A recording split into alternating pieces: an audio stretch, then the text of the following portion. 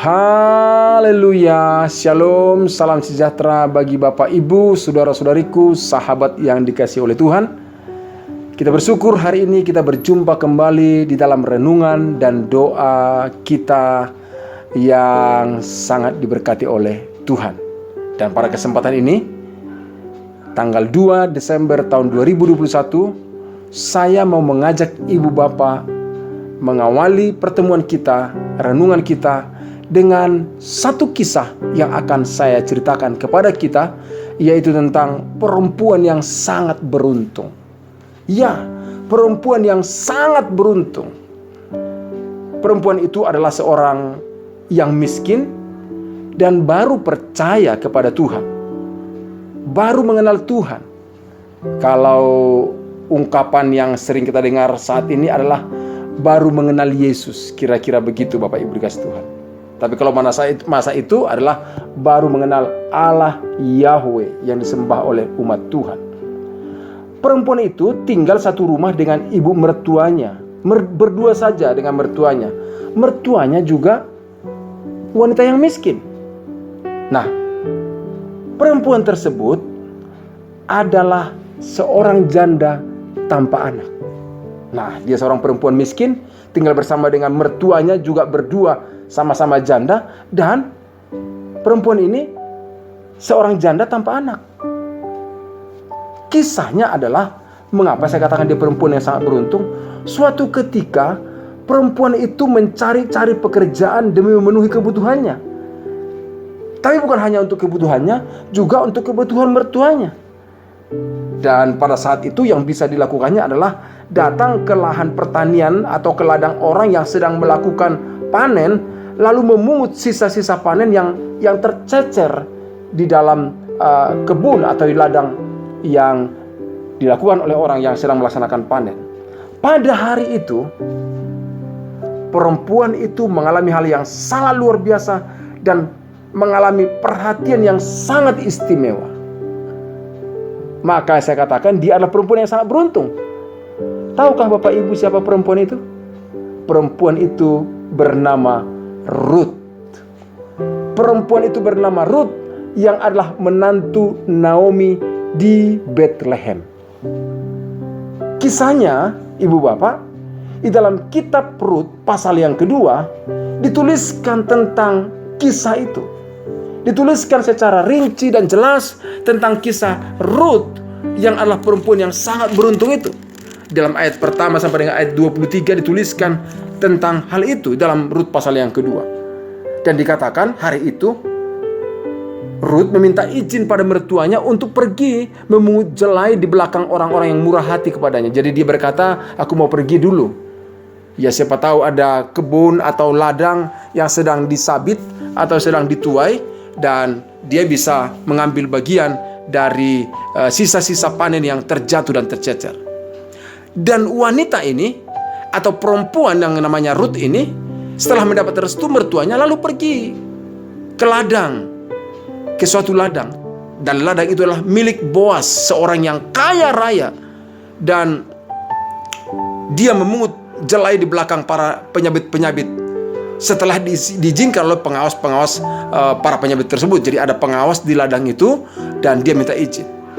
Tidak hanya sampai di situ, ternyata Ruth yang adalah seorang asing yang memungut jelai-jelai yang tersisa di tempat panen tersebut atau di ladang tersebut, ternyata ada Boas, sang pemilik ladang, datang ke sana dan memperhatikan Ruth yang rajin dan semangat memungut jelai, dan terus berada di belakang para penyabit-penyabit itu.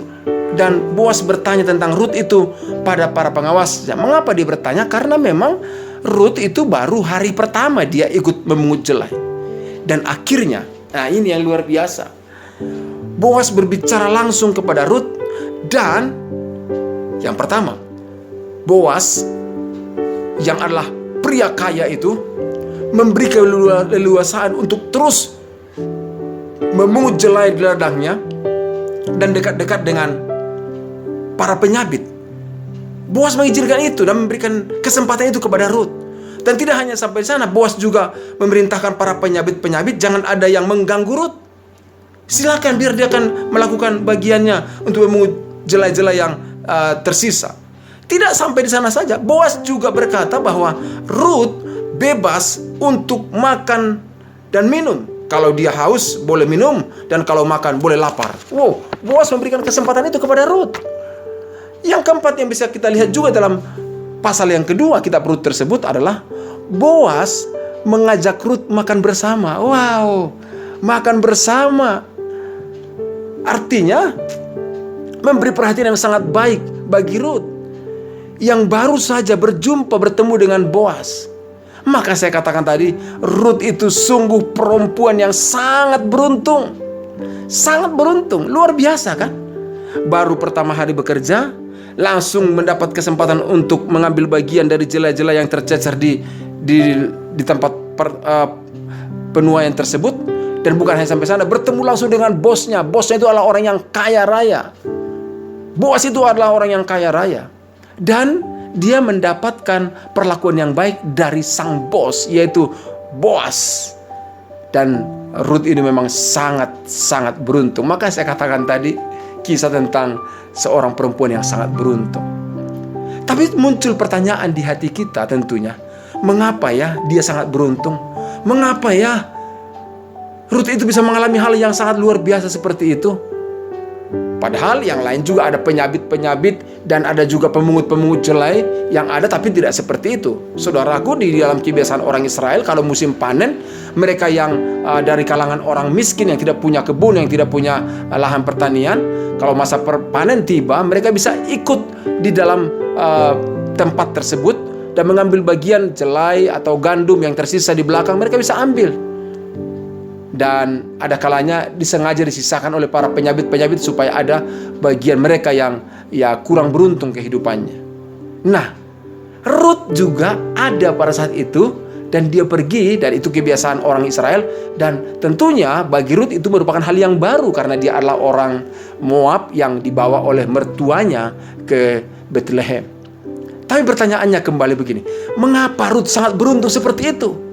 Saya juga mau dong beruntung. Mungkin kita juga berkata, saya juga mau dong mengalami keberuntungan yang seperti yang oleh Ruth. Dan mulai kita tertantang, apa sih rahasianya? Saya mau sampaikan 2 rahasianya yang saya temukan melalui ayat firman Tuhan dalam Ruth pasal yang ketiga. Yang pertama adalah, keberuntungan yang dialami oleh Ruth adalah karena Tuhan yang menolong dan membuka jalan baginya. Saya ulang sekali lagi. Karena Tuhan yang menolong dan membuka jalan baginya, bagi Ruth.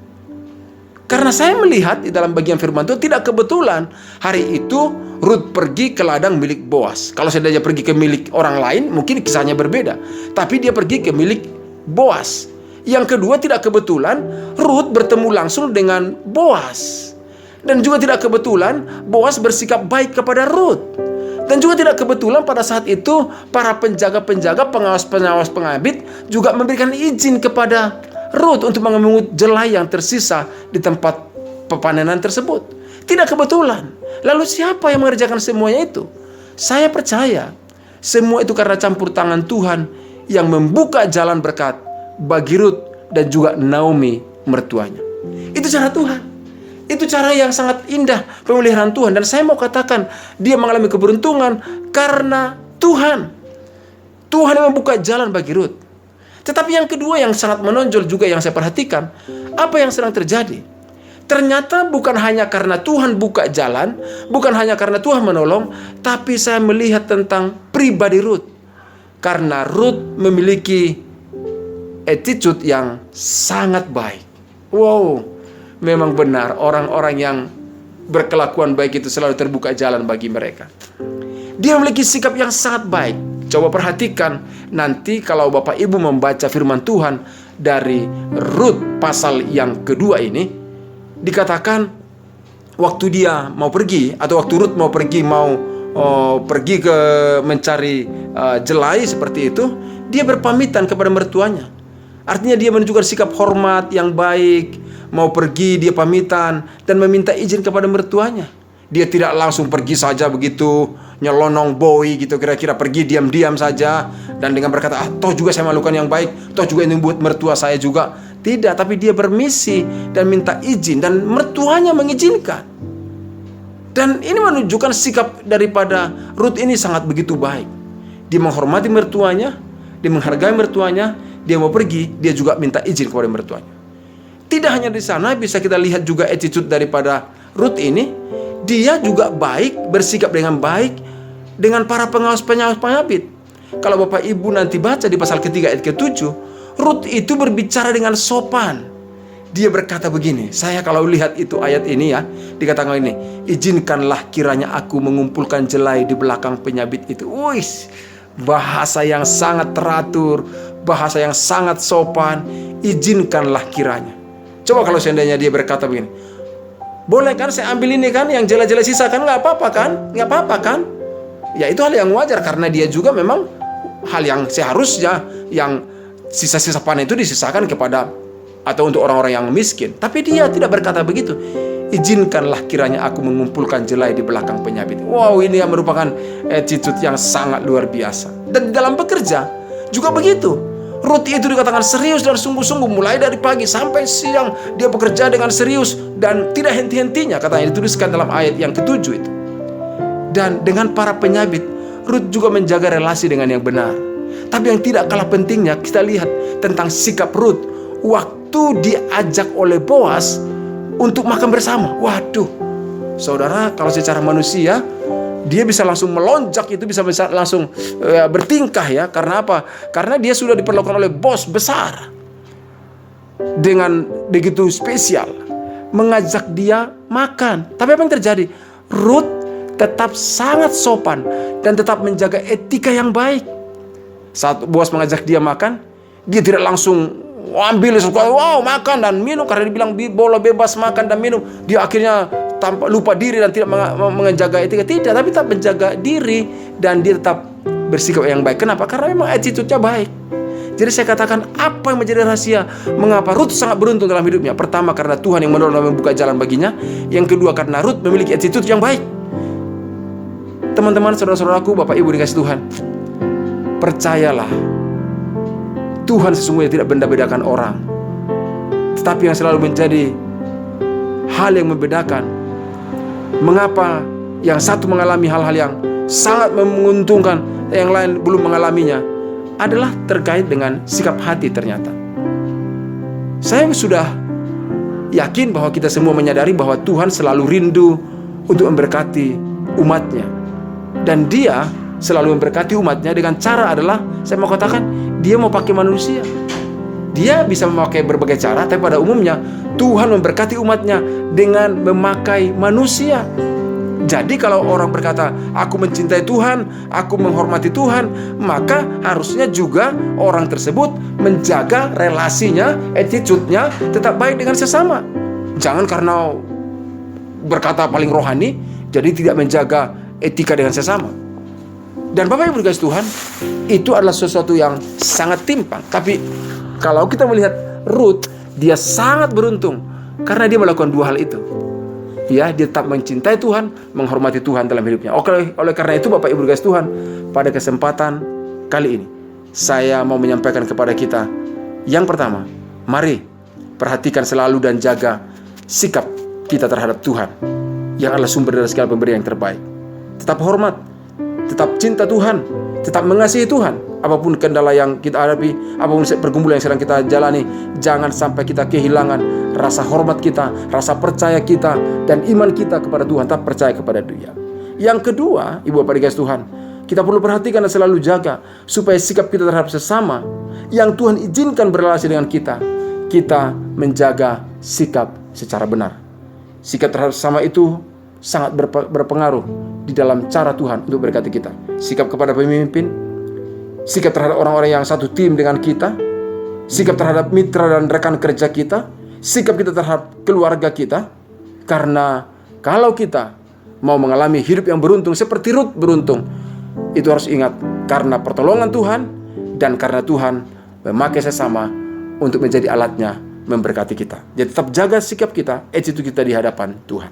Oleh karena itu, Bapak Ibu, saudara-saudara kasih Tuhan, pada kesempatan kali ini, mari kita membuka diri secara lebih baik, sehingga keberuntungan, pertolongan, perhatian yang baik menghampiri kehidupan kita. Kalau Rut mengalaminya, saya percaya kita pun bisa mengalaminya. Percayalah, kalau Ruth mengalami keberuntungan yang luar biasa hari itu, saya percaya hari ini keberuntungan dan berkat dari Tuhan juga akan nyata bagi kehidupan kita. Tetap menghormati Tuhan, tetap juga menjaga attitude kita di hadapan sesama, dan Dia akan mencurahkan berkatnya bagi kita. Tuhan Yesus memberkati. Ibu Bapak, saya mengajak kita berdoa pada kesempatan ini. Tuhan Yesus, terima kasih. Hari ini tanggal 2 Desember tahun 2021. Kami bersyukur atas anugerah-Mu, rahmat-Mu.